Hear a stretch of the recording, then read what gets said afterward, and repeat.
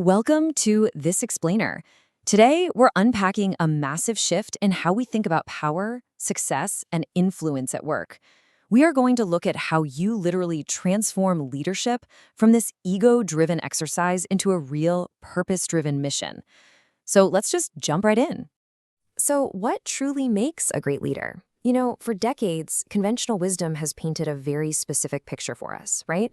We're told that great leaders are loud, they're wildly charismatic. They're these larger-than-life egomaniacs who swoop in to save the day.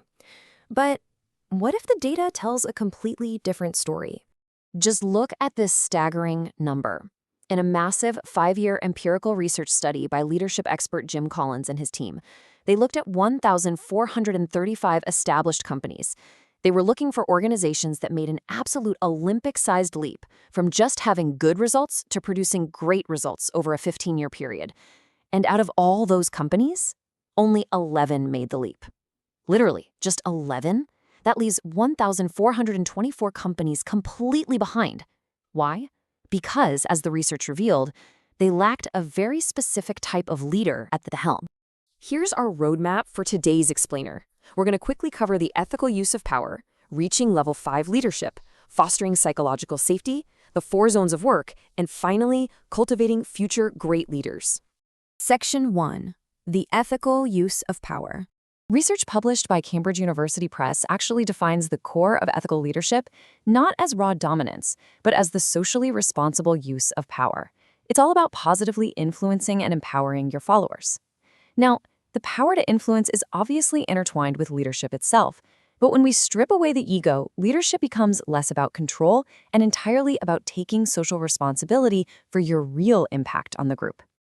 Moving into Section 2, reaching level 5 leadership.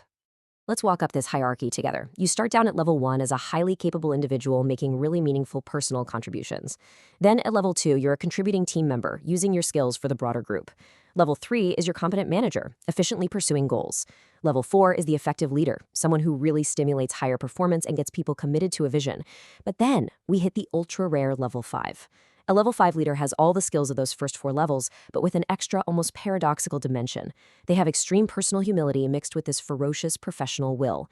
It's like they have this stoic determination to do whatever needs to be done to make the company great, completely regardless of themselves. Notice the absolute contrast here.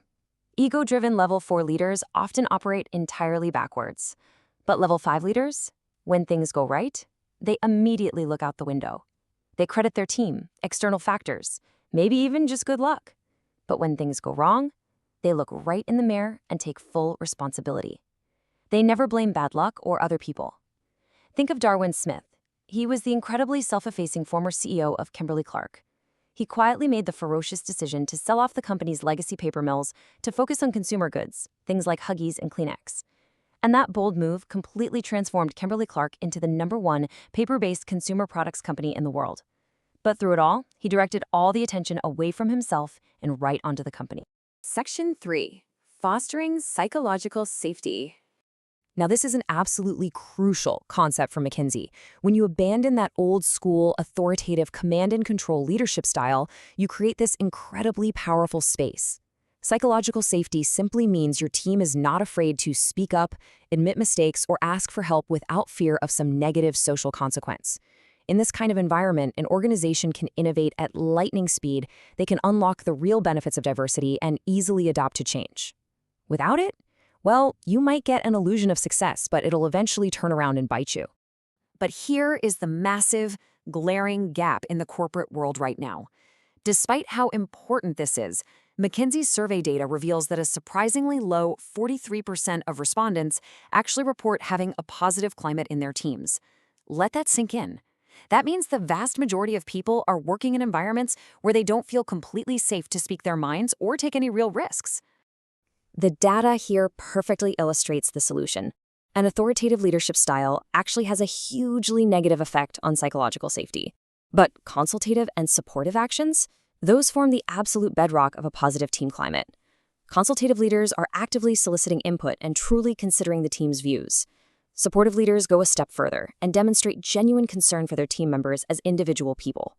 Put those together, and those behaviors directly drive psychological safety. Let's look at Section 4, the 4 zones of work. Okay, so based on how much a leader supports versus challenges their team, we see four distinct zones. If a leader rarely supports and rarely challenges people, employees completely fall into the apathy zone. They're disengaged, they're afraid to ask for help, it's just not good. If a leader challenges the team without providing any support, employees enter the anxiety zone, where they feel totally alone and in over their heads. And on the flip side, if a leader provides high support but absolutely no challenge, well, they just create a complacent comfort zone. But the crucial point is right here, the learning zone. High support plus high challenge.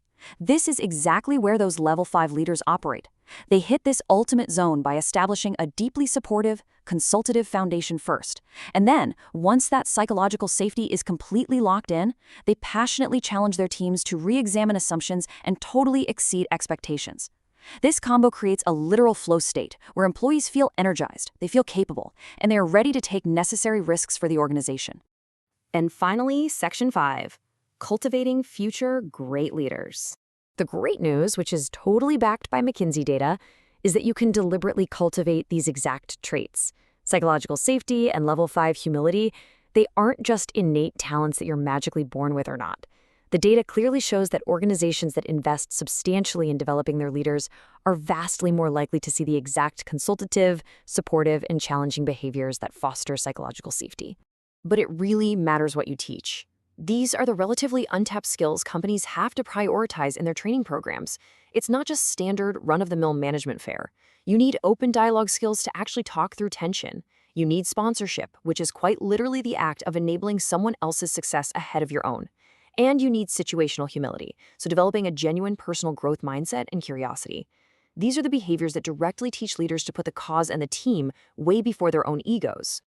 I want to leave you with this final, incredibly provocative thought, straight from Jim Collins' concepts.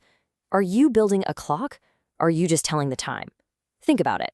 Telling the time means being a temporary, charismatic fix for your team, relying purely on your own ego and personality to just get things done right now. But building a clock?